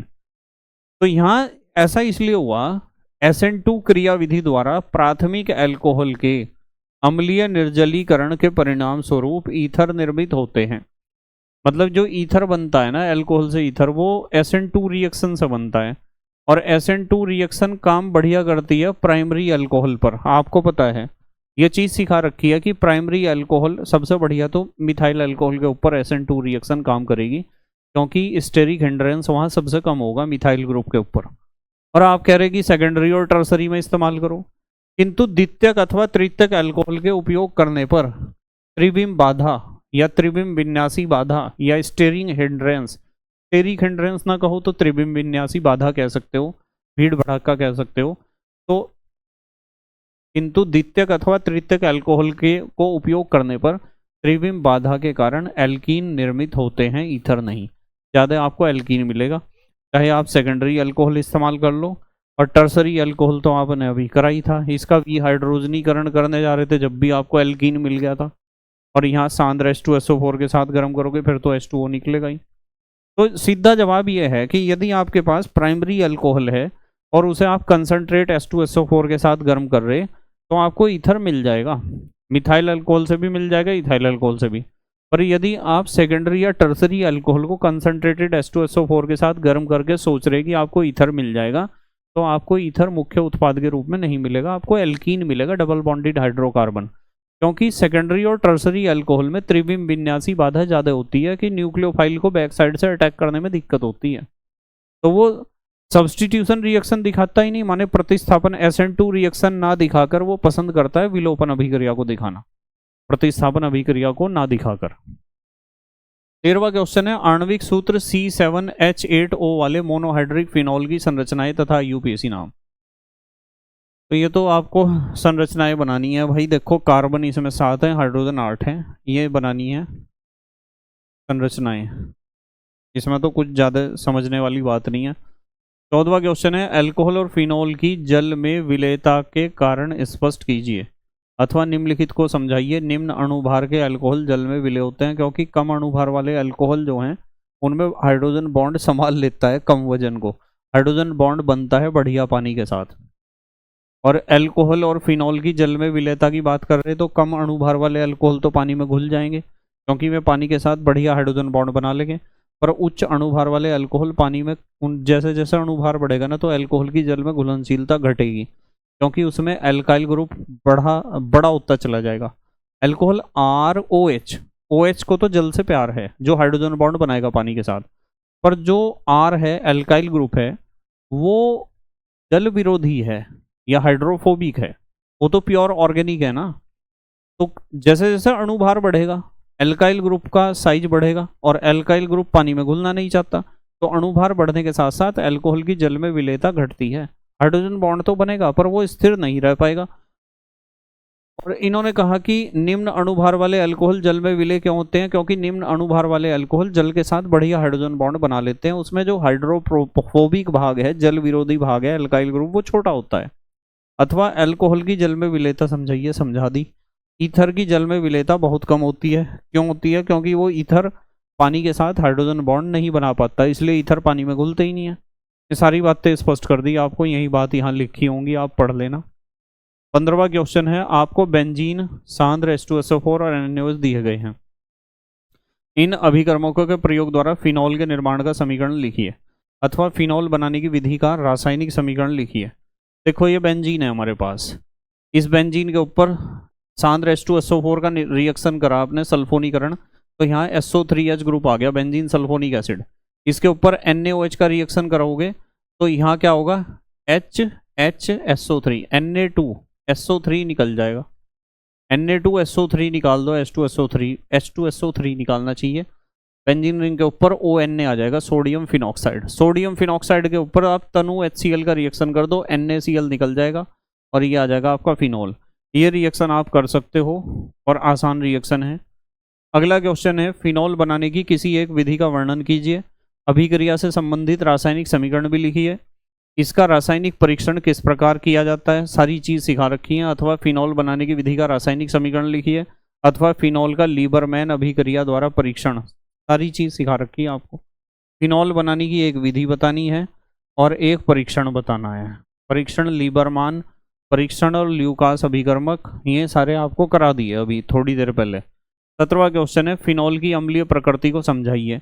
अभी आपको समझाया कि फिनॉल के ऊपर जो OH ग्रुप है उसमें से जैसे ही H पॉजिटिव आयन निकलेगा तो आपको बेंजीन रिंग के ऊपर O नेगेटिव यानी फिनॉक्साइड आयन मिलेगा, और फिनॉक्साइड आयन की 5 अनुनादी संरचनाएं हैं, जिसकी वजह से फिनॉक्साइड आयन ज़्यादा स्टेबल होगा, ज़्यादा स्थायी होगा।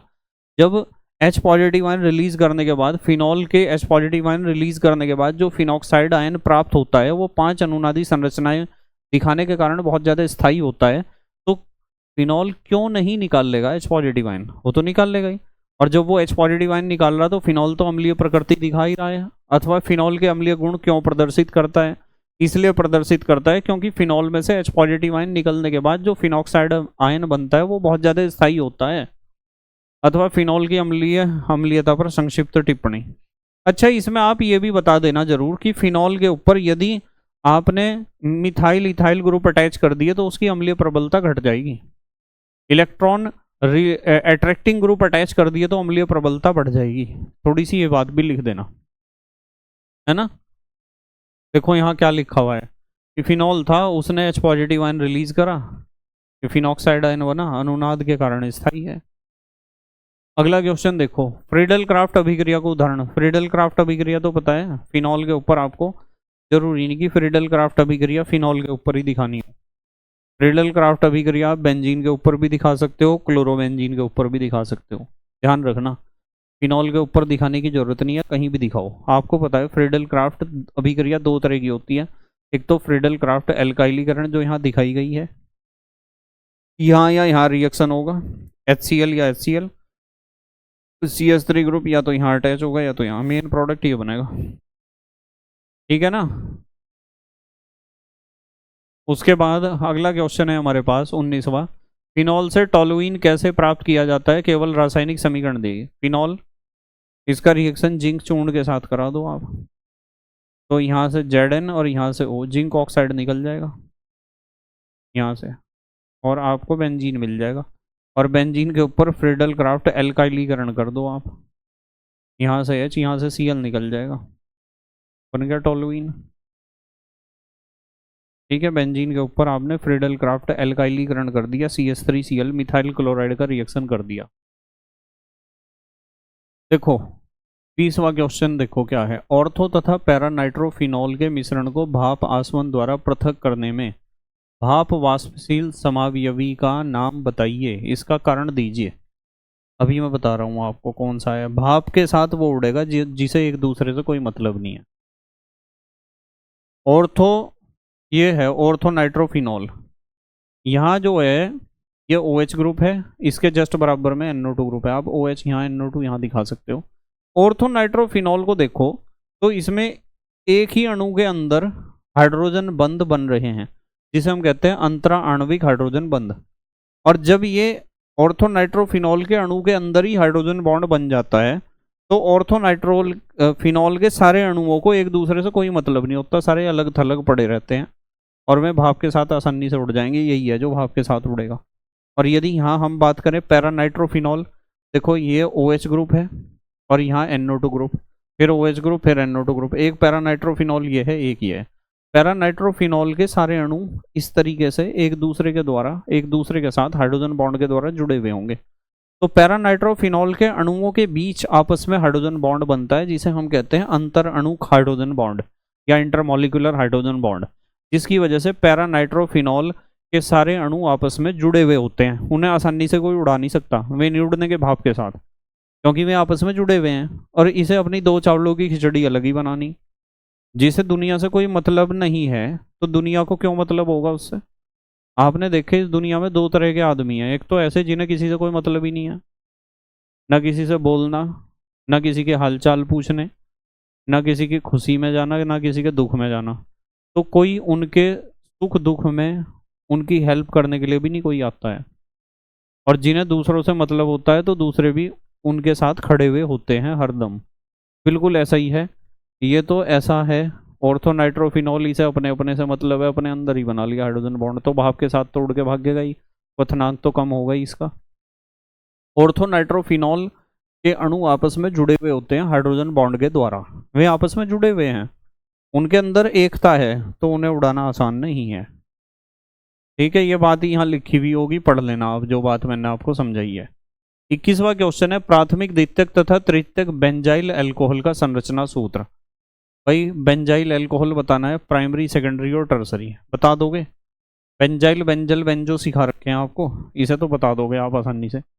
निम्नलिखित अभिक्रियाओं में प्रयुक्त अभिकर्मकों के नाम बताइए। प्राथमिक अल्कोहल का एल्डिहाइड में ऑक्सीकरण, तो आप PCC का इस्तेमाल कर सकते हो, पिरिडीनियम क्लोरोक्रोमेट। और फिनॉल का बेंजोक्विनोन में परिवर्तन करना है, तो आपको अम्लीय सोडियम डाइक्रोमेट या potassium dichromate strong oxidising agent का इस्तेमाल करना पड़ेगा। ये तो याद कर लो आप इस चीज को। 23वां क्वेश्चन है, निम्नलिखित अभिक्रियाओं के लिए समीकरण दीजिए। प्रोपेन 1 ऑल का क्षारीय KMnO4 द्वारा ऑक्सीकरण। प्रोपेन 1 ऑल है, देखो पहले कार्बन पर OH है। ऑक्सीकरण जब आप इसका करोगे तो आपको पता है, ऑक्सीकरण करने पर यहाँ से एक H और यहाँ से एक H और नवजात ऑक्सीजन यहाँ होगी, H2O निकलेगा, ये CHO बन जाएगा, ये बन गया CHO। पर आपको पता है कि अल्कोहल, प्राइमरी अल्कोहल का ऑक्सीडेशन आप करते हो तो आपको एल्डिहाइड मिलता है। एल्डिहाइड का ऑक्सीडेशन करते हो तो यहाँ एक और ऑक्सीजन जुड़ जाएगा यहाँ, और ये आ जाएगा COOH, CHO group, carboxylic acid. ये तो बात आपको पता ही है कि आप प्राइमरी अल्कोहल का ऑक्सीडेशन करते हो तो आपको एल्डिहाइड मिलता है, और एल्डिहाइड का फर्दर ऑक्सीडेशन करते हो तो आपको कार्बोक्सिलिक एसिड मिलता है। इन्होंने फिर एक चीज और है, ब्रोमीन की CS2 में फिनॉल से क्रिया। कार्बन डाइसल्फाइड की उपस्थिति में ब्रोमीन का रिएक्शन करना है फिनॉल के ऊपर, तो आपको पता है हेलोजनीकरण है, यहाँ या फिर यहाँ PR आ जाएगा। दो तरह के प्रोडक्ट का मिक्सचर मिलेगा आपको। नेक्स्ट, अगला क्वेश्चन है, उदाहरण देते हुए समझाइए कि ईथर लुईस बेस लुईस अक्षार के समान व्यवहार करता है। भाई जो ईथर है ROR, उसमें ऑक्सीजन के पास जो लोन पेयर ऑफ इलेक्ट्रॉन है वो किसी को भी दे सकता है, और जो लोन पेयर ऑफ इलेक्ट्रॉन को उसने दिया किसी को, जैसे यहाँ H पॉजिटिव को दिया उसने एक लोन पेयर ऑफ इलेक्ट्रॉन, तीर के निशान से दिखा सकते हो आप इसे, यहाँ इस वाले बॉन्ड को तीर के निशान से दिखा सकते हो। तो जब भी वो lone pair of electron oxygen atom किसी को भी डोनेट करेगा, तो एकाकी इलेक्ट्रॉन युग्म को दान करने वाला जो स्पीसीज होता है वो R ही तो होता है, बेस ही तो होता है, जिसे लुईस अक्षार कहा था लुईस ने। तो अगले पड़ाव पर हम पहुंच चुके हैं। पहला पड़ाव था हमारा फास्ट ट्रैक रिवीजन का, दूसरा 1 नंबर वाला पड़ाव था, तीसरा पड़ाव था 2 नंबर वाला। अब हम पहुंच चुके हैं तीसरे पड़ाव पर, 3 नंबर वाले क्वेश्चन पर, लघु उत्तरीय प्रश्न का पहला पार्ट 3 नंबर वाला। यहाँ एक क्वेश्चन दिखाई दे रहा है, अल्कोहल बनाने की हाइड्रोबोरोनन ऑक्सीकरण अभिक्रिया पर संक्षिप्त टिप्पणी लिखिए। हाइड्रोबोरोनन ऑक्सीकरण, देखो इस क्वेश्चन को ढंग से पढ़ के जाना आप, मैंने हालांकि नोट्स में बहुत बढ़िया लिखवा रखा है। हाइड्रोबोरोनन ऑक्सीकरण अभिक्रिया, डाइबोरेन एल्कीनो से अभिक्रिया करके योगज उत्पाद ट्राई एल्काइल बोरेन बनाता है, ट्राई एल्काइल बोरेन, ठीक है, जो जलीय सोडियम हाइड्रोक्साइड की उपस्थिति में हाइड्रोजन पेरोक्साइड द्वारा ऑक्सीकृत होकर अल्कोहल देता है। मेन चीज ये है जो यहाँ लिखी हुई है कि आपके पास ये है डबल बॉन्डेड हाइड्रोकार्बन, ये है डाइबोरेन, रिएक्शन करा, एक BH2 आया, फिर रिएक्शन करा BH आया। देखो इसमें जो है ना, इसमें आप ध्यान रखो CH3CH2 के साथ BH2 है, यहाँ इसके साथ BH2 है एक, अभी 2 हाइड्रोजन है। आप इसके ऊपर फिर दोबारा से इसका रिएक्शन कराओगे ना, इसी का ही देखो CH3CH डबल बॉन्ड CH2, अब ये हो जाएंगे 2। देखो यहाँ तो एक था ये CH3CH2CH2, यहाँ देखो CH3CH2CH2 2 हो गए, और वहाँ से एक H गया, उसके जगह आ गया BH। अब रिएक्शन फिर दोबारा से होगी, फिर दोबारा होगी, तो ये कितने हो जाएंगे 3, और ये भी H जाएगा। देखो ये 3 हो गए, ये B है। अब आप इसका क्या करोगे, अब आप इसका जल अपघटन करोगे। जब आप इसका जल अपघटन करोगे तो आपको ये 3 अणु अल्कोहल के मिलेंगे, 3 अणु किसके मिलेंगे, अल्कोहल के। और ये B, मतलब मैं कह सकता हूँ कि यदि आप यहाँ 3 बॉन्ड मानते हो, तो 3 बॉन्ड यदि आप यहाँ मानते हो तो यहाँ तो H जुड़ेंगे और यहाँ OH, ठीक है। या फिर आप कह सकते हो कि आपको 3 अणु तो मिलेंगे अल्कोहल के इस तरह, और एक मिलेगा BOH का होल थ्राइस। ये रिएक्शन आपको लिखनी है मेन, और मैंने नोट्स में बहुत बढ़िया तरीके से लिखवा रखी है आपको समझा कर। अब यहाँ तो हम रिवीजन कर रहे हैं, यहाँ तो मैं उस चीज़ को दोबारा एक्सप्लेन नहीं करूँगा बहुत डिटेल में, टाइम बहुत ज़्यादा लग जाता है एक एक टॉपिक में ही। दूसरा क्वेश्चन है, प्राथमिक द्वितीयक व तृतीयक अल्कोहल के निर्जलीकरण अभिक्रिया के केवल रासायनिक समीकरण देने हैं। आप निर्जलीकरण तो कर सकते हो,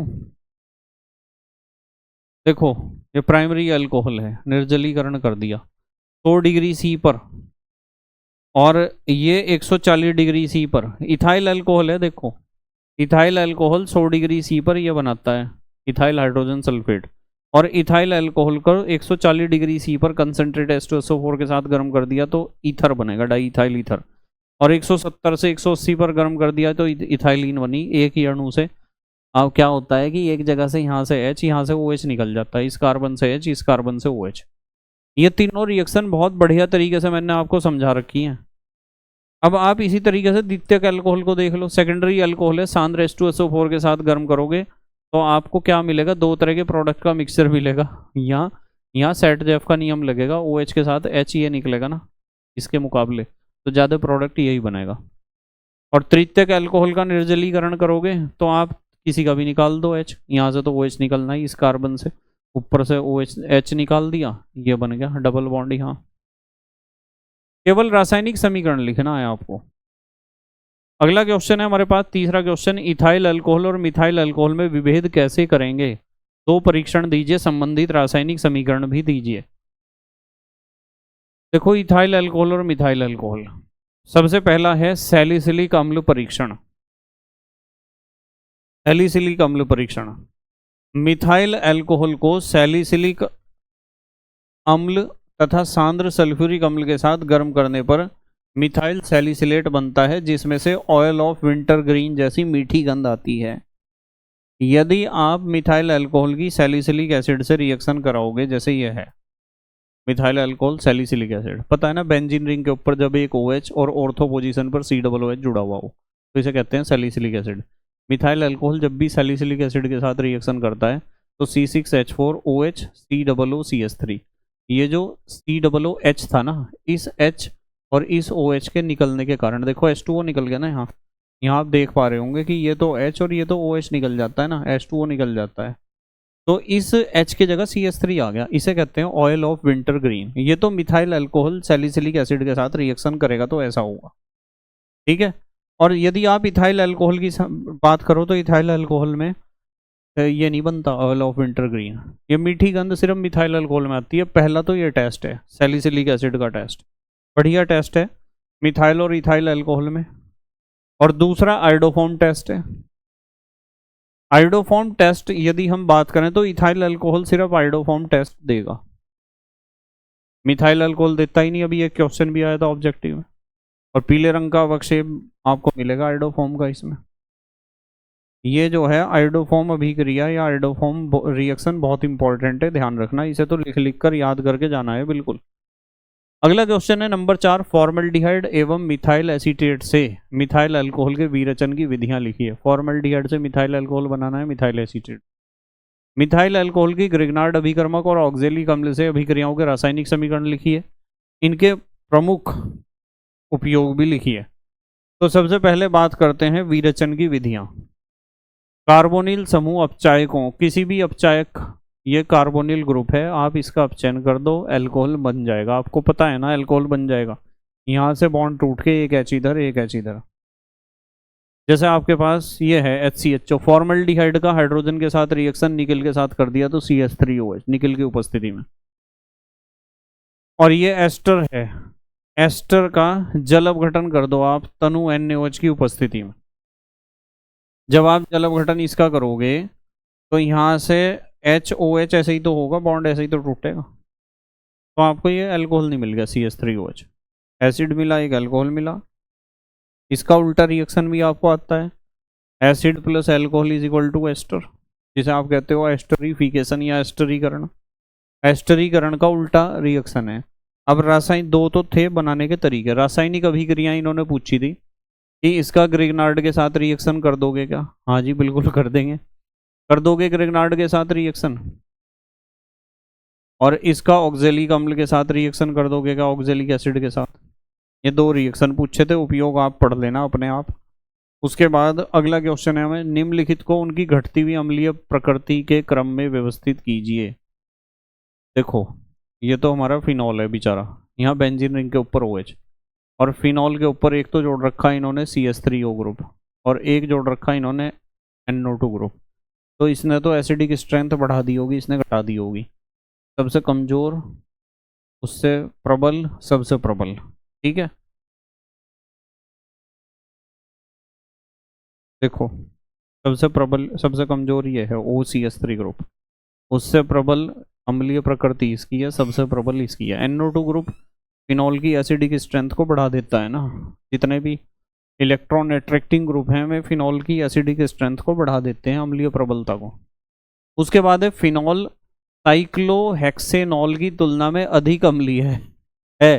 कारण स्पष्ट कीजिए। कारण यही है, देखो ये साइक्लोहेक्सेनॉल है, जब H पॉजिटिव आयन छोड़ने के बाद अपना ऋणायन बनाएगा तो ये ऋणायन जो है ना वो ज़्यादा स्थायी नहीं है, क्योंकि इसमें अनुनाद नहीं है।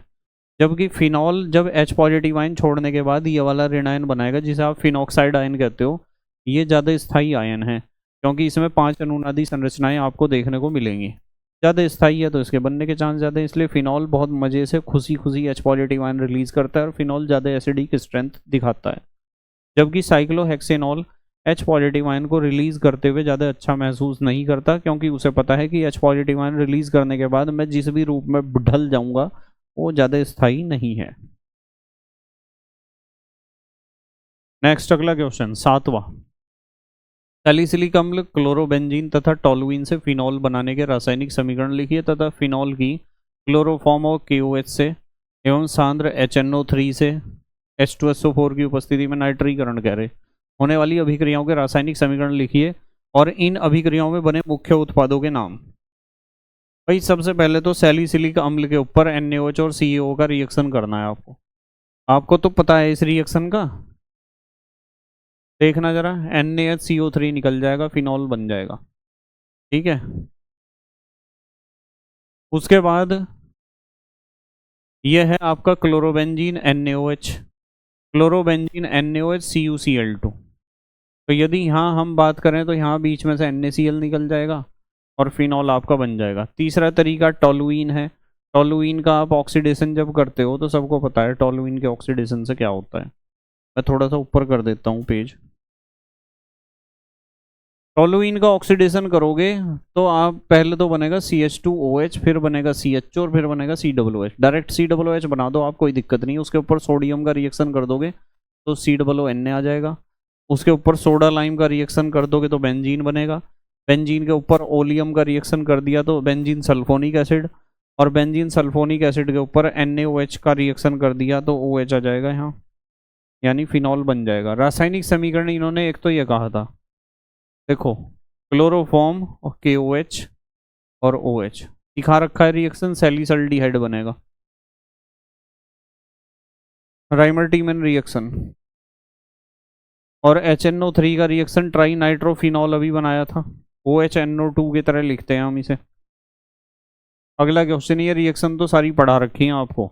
8वां क्वेश्चन है, फिनोल की इलेक्ट्रॉन स्नेही प्रतिस्थापन अभिक्रिया के प्रति सक्रियता को स्पष्ट कीजिए, इसके 3 उदाहरणों का रासायनिक समीकरण लिखिए। तो आपको ये 5 अनुनादी संरचनाएं बनानी है और इनमें दिखाना है कि ऑर्थो और पैरा पोजीशन किस तरीके से एक्टिवेट हो जाती हैं।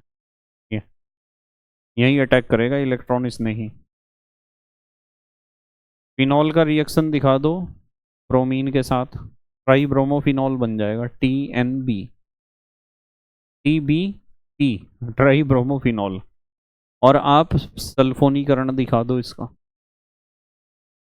ठीक है, और नाइट्रीकरण दिखा दो। यहाँ H2SO4 भी लिख देना जरूर, H2SO4 की उपस्थिति में होती है रिएक्शन। मतलब नाइट्रिक अम्ल तो होता ही है पर सल्फ्यूरिक अम्ल भी चाहिए, डिहाइड्रेटिंग एजेंट होता है ना वो। 9वां क्वेश्चन है, ग्रेगनार्ड अभिकर्मक, रासिक प्रक्रम और डाउ प्रक्रम द्वारा फिनॉल प्राप्त करने की विधि का रासायनिक समीकरण लिखिए तथा फिनॉल के एसिटिलीकरण और बेंजोइलीकरण। भाई डाउ प्रक्रम आपको पता है कि क्लोरोबेंजीन के ऊपर आप NaOH का रिएक्शन कर दो, क्लोरोबेंजीन के ऊपर NaOH का रिएक्शन कर दो, आपको फिनॉल मिल जाएगा। ये तो डाउ प्रक्रम है। और ये है C6H5MgBr, ग्रेगनार्ड अभिकर्मक है, इसके ऊपर आपने इसका ऑक्सीडेशन करा तो उसकी ईथर की उपस्थिति में C6H5OMgBr, फिर आपको पता है जल अपघटन करोगे आप। मतलब ये सारी चीज़ें सिखा रखी हैं, यहाँ से H यहाँ से OH बन जाएगा। यह है ग्रेगनार्ड अभिकर्मक से फिनॉल बनाने का तरीका। और रासिक प्रक्रम भी आप पढ़ चुके हो, ये बेंजीन है HCl half O2, क्लोरोबेंजीन का जल अपघटन कर दो आप, क्लोरोबेंजीन का जल अपघटन करोगे इस तरीके से फिनॉल बन जाएगा। और फिनॉल का फ्रीडल क्राफ्ट अभिक्रिया, एसिलीकरण, फ्रीडल क्राफ्ट एल्किलीकरण और एसिलीकरण दो होते हैं ना। एल्काइलीकरण में तो CH3Cl के साथ रिएक्शन होती है यहाँ और यहाँ, और एसिलीकरण में CH3COCl के साथ रिएक्शन होती है। बेंजोइलीकरण, फिनॉल और बेंजोइल क्लोराइड, आपको इसका पता है ना, इसे बेंजोइल कहते हैं, है ना, बेंजोइल क्लोराइड। यहाँ से ये निकल जाएगा HCl, दोनों जुड़ जाएंगे रिंग। नेक्स्ट अगला क्वेश्चन 10वां, समझाइए कि ऑर्थोनाइट्रोफिनॉल ऑर्थोमिथॉक्सीफिनॉल से अधिक अम्लीय क्यों होता है। ऑर्थोनाइट्रोफिनॉल में फिनॉल में NO2 ग्रुप जब जुड़ा हुआ है, NO2 ग्रुप इलेक्ट्रॉन को अपनी तरफ खींचता है, जिसके कारण वो फिनॉक्साइड आयन जो है वो ऐसा ही तो होता है। देखो फिनॉक्साइड आयन कौन सा होता है, ऐसा, ये बेंजीन रिंग है और ये O नेगेटिव। अब इसके पास लोन पेयर ऑफ इलेक्ट्रॉन है। अब यदि आपने यहाँ NO2 ग्रुप जोड़ दिया तो वो उसके इलेक्ट्रॉन पेयर को अपनी तरफ खींच लेगा रिंग में घुमाने के लिए, और रिंग में घुमाने के लिए वो अट्रैक्ट करता है लोन पेयर ऑफ इलेक्ट्रॉन को, जिसकी वजह से अनुनादी संरचनाएं बनाने में हेल्प करता है NO2 ग्रुप, और वो स्थायित्व को बढ़ाता है। इसलिए ऑर्थोनाइट्रोफिनॉल ज़्यादा, ऑर्थोनाइट्रो है तो यहाँ लगा दो आप नाइट्रो, कोई बात नहीं, मैंने पैरा के ऊपर लगा दिया तो आप ऑर्थो के ऊपर लगा सकते हो। और यदि मिथॉक्सी की बात करें, यहाँ मान लो आपका NO2 की जगह आपका जो है मिथॉक्सी ग्रुप है OCH3, तो ये रिपेलिंग ग्रुप है इलेक्ट्रॉन, वो कहेगा यहाँ आने की कोई ज़रूरत नहीं है, अनुनादी संरचनाएं दिखाने की कोई ज़रूरत नहीं है। तो methoxy group electron repelling group है, वो इस फिनॉक्साइड आयन के ऑक्सीजन एटम के जो लॉन पेयर ऑफ इलेक्ट्रॉन है, एकाकी इलेक्ट्रॉन युग्म है, उन्हें आमंत्रित नहीं करेगा रिंग में घूमने के लिए और अनुनादी संरचनाएं प्रदर्शित करने के लिए, स्थायित्व को बढ़ाने के लिए। क्लियर होगी बात, ये है कारण, लिखा हुआ यही है, इसे पढ़ लेना आप। देखो ये तो इलेक्ट्रॉन को अट्रैक्ट कर रहा, उसे कह रहा कि आ जाओ घूम जाओ, और ये ये कह रहा कि नहीं, कोई आने की जरूरत नहीं आपको।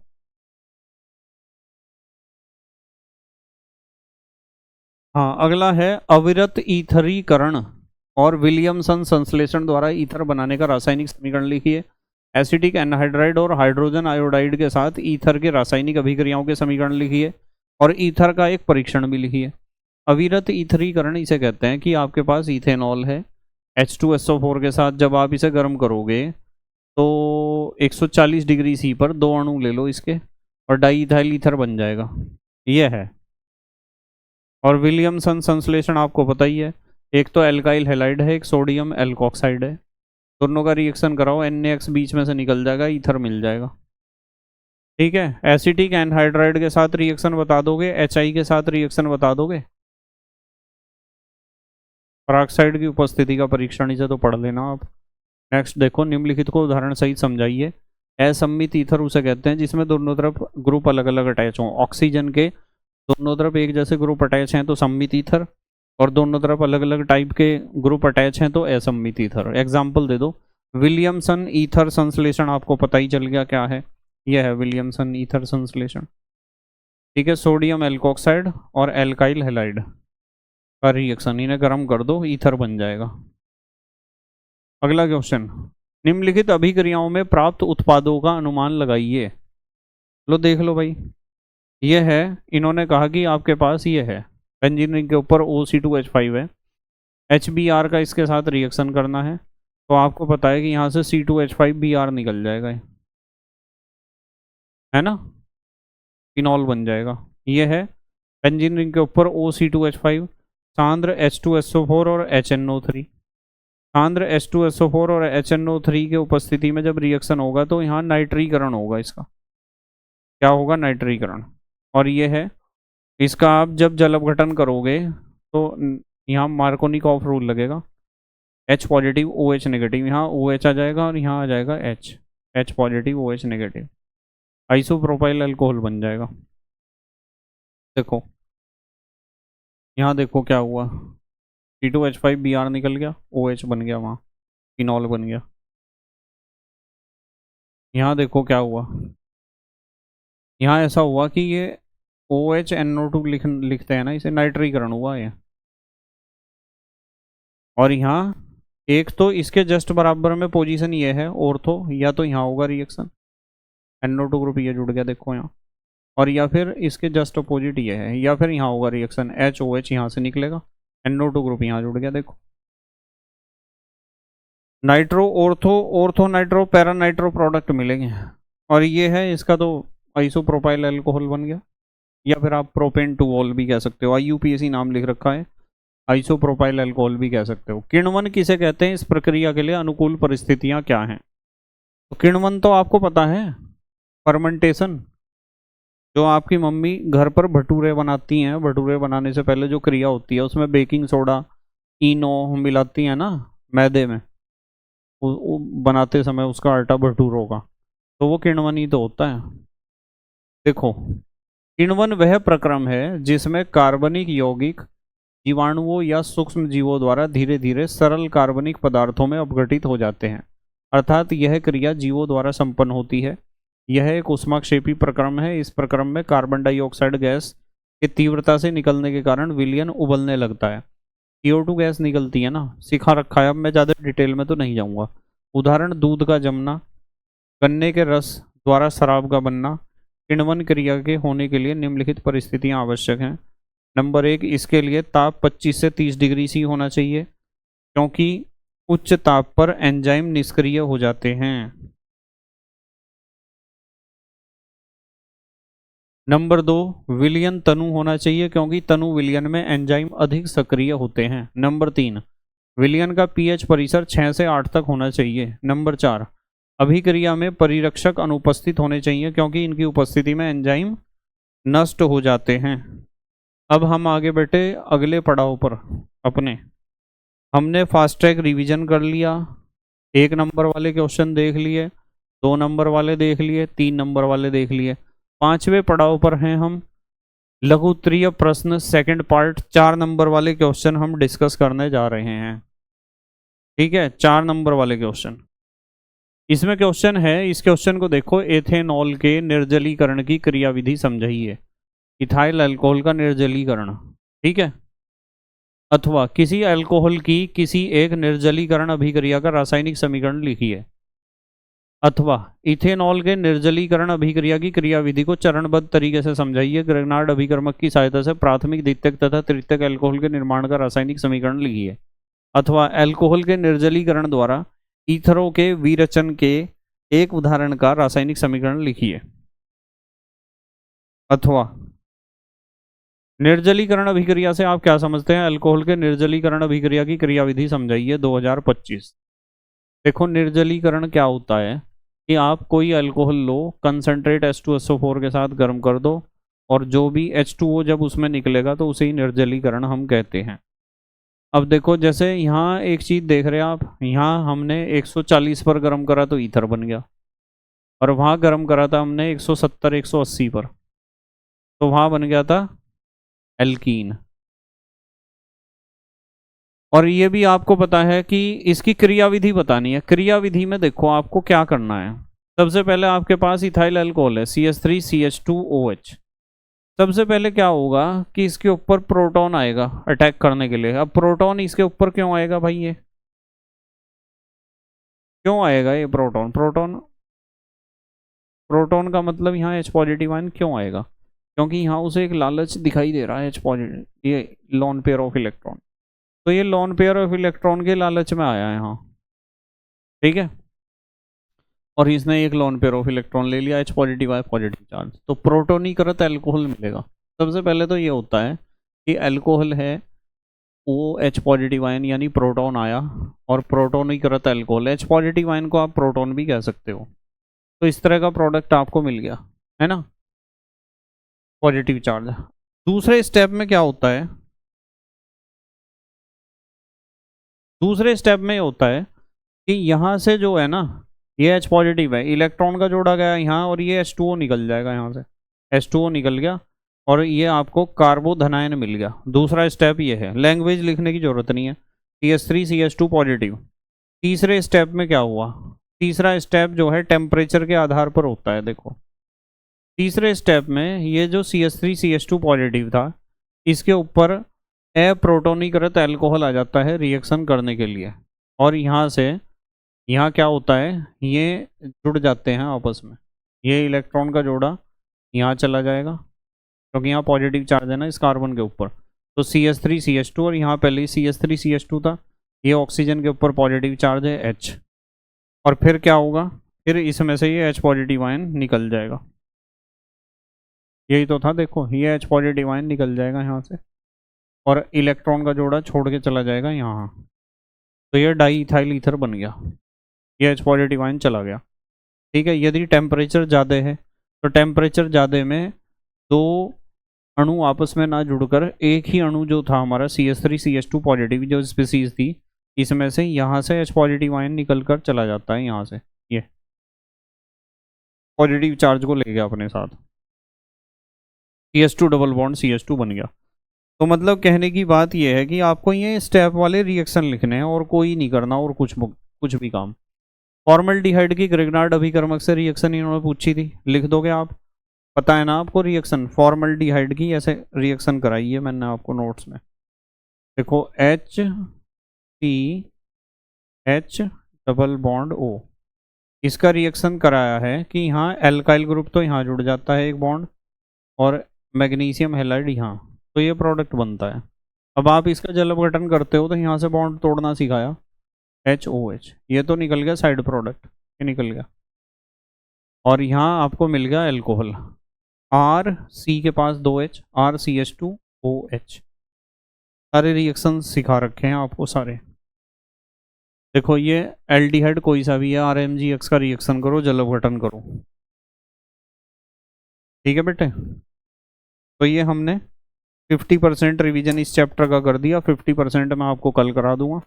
बस इस चीज़ का ध्यान रखना कि जिस बच्चे ने अपना सिलेबस कंप्लीट कर लिया है उसके लिए बहुत काम की प्लेलिस्ट है, ये बहुत काम की, उसे पता चलेगा किस किस तरह के क्वेश्चन परीक्षा में पूछे जाते हैं और उसका रिवीजन भी होगा बहुत तेज़ी से। एक तो आप वन शॉट रिवीजन की प्लेलिस्ट जो उपलब्ध है उसे देख लो और एक इसे देख लो। यदि टाइम कम है और सिलेबस कंप्लीट नहीं हुआ तो वन शॉट प्लेलिस्ट है, एक वन शॉट की प्लेलिस्ट, उस प्लेलिस्ट को देख लेना और उसके बाद आप इस वाली प्लेलिस्ट को देखो, क्लास 12th केमिस्ट्री रिवीजन 2025-26 के लिए। इसमें सारे प्रीवियस ईयर और NCERT के क्वेश्चन कराए जा रहे हैं जो इंपॉर्टेंट है, जो परीक्षा में पूछे जाते हैं बार बार। तो thank you very much for watching this lecture and best of luck for your exam. Okay, bye.